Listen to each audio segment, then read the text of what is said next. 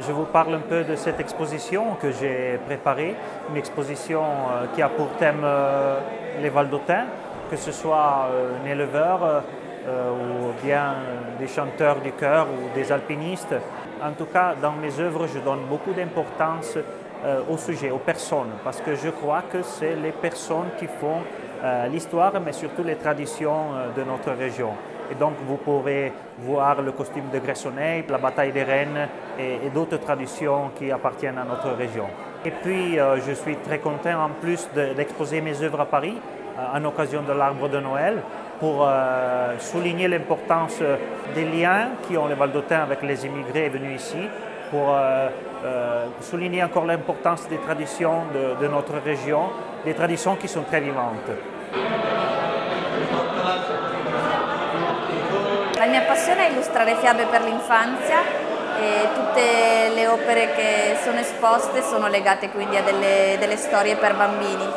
Alcune sono pubblicate in dei libri di raccolte di racconti e quelle che invece sono alle mie spalle sono le tavole di un libro, il primo libro interamente fatto da me, diciamo, illustrato da me.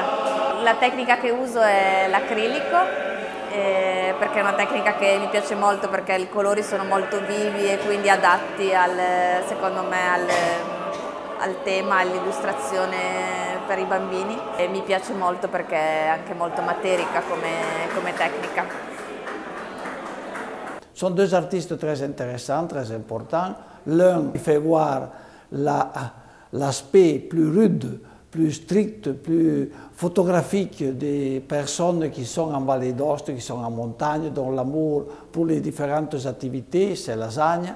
L'autre, la Denise, plus sensible, plus liée aux enfants, à ce qui est l'avenir, et qui veut bien faire voir comment, à travers les livres, on peut rapprocher les personnes âgées et les jeunes à ce qui est le Val d'Aoste. Voilà le sens de cette rencontre, de ce vernissage, de cette exposition dans la maison du Val d'Aoste le jour de la rencontre avec les Valdôtains qui ont émigré et les Valdôtains qui sont encore chez nous, qui viennent pour faire fête ensemble.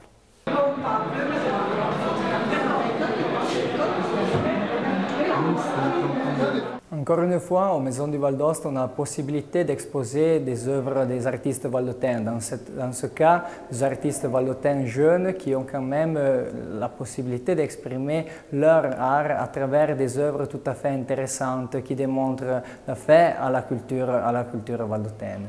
Je crois que dans cette occasion, aussi dans la fête des émigrés, le fait d'exposer des artistes valdôtains qui démontrent ce que c'est l'importance pour la culture valdôtaine est un atout en plus, ce qui démontre le lien toujours constant entre ce que c'est la société valdôtaine qui est quand même réside en Vallée d'Aoste et ce que c'est la société valdôtaine qui a émigré dans les années passées.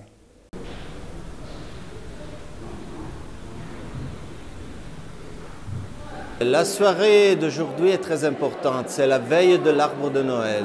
C'est le moment où tous les Valdôtains qui montent célébrer cette fête rencontrent les émigrés dans un lieu particulier, l'ambassade de la région autonome du Val d'Aoste à Paris, la maison du Val d'Aoste. Des murs qui témoignent de notre affection à la France, à la ville de Paris et de l'importance de la culture française dans nos traditions.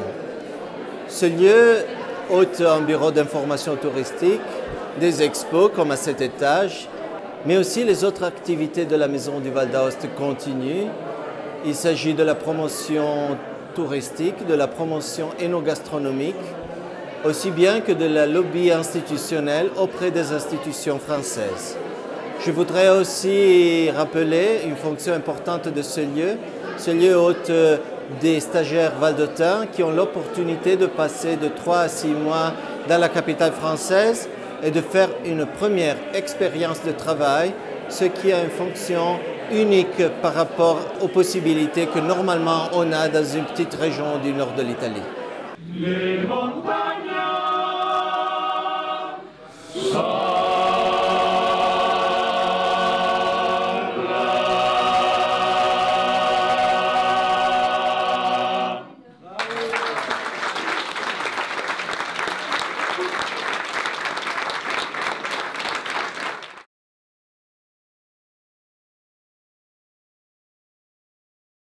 On paye le logement, on paye les études, on paye les livres, on paye les voyages. On ne peut plus, ça fait des millions d'euros. Des millions d'euros. Le message pour les associations, c'est d'un remerciement sincère de la population et de toute la communauté valdôtaine qui est sensible à ce qui a été fait, ce qu'on fait chaque jour pour faire mieux connaître la vallée d'Aoste dans son ensemble, ses montagnes, ses expositions, la fête de Santurce avec sa millénaire foire et tout ce qui se passe chez nous, pour faire de façon qu'en connaissant nos endroits, nos montagnes, nos beautés, il y ait de plus en plus de gens qui viennent en Vallée d'Aoste pour la visiter, pour l'aimer et même pour y rester. Voilà le sens de cette liaison continuelle avec les Valdôtains émigrés qui sont une force pour notre région et que depuis toujours nous avons reconnu comme un point de repère important et à tel point qu'on a justement créé cette maison de Val d'Aoste qui est la maison de tous les Valdôtains. Pour maintenir la santé, c'est 300 millions d'euros. Les professeurs et les enseignants dans les différents domaines de l'école, ça fait plus de 150 millions. La partie institutionnelle de la région, la répartition des communes, on donne presque 235 millions aux communes. Nous avons débuté notre soirée avec une réunion avec le président.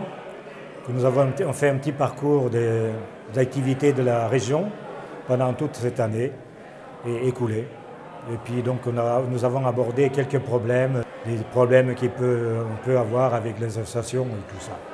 Nous avons eu d'abord une rencontre avec Monsieur le Président de la région, plus les assesseurs, qui nous a expliqué les difficultés du Val d'Aoste, afin que nous, Union Valdôtaine, nous comprenions mieux tous les problèmes qui se passent dans la vallée. Je le remercie de ces informations.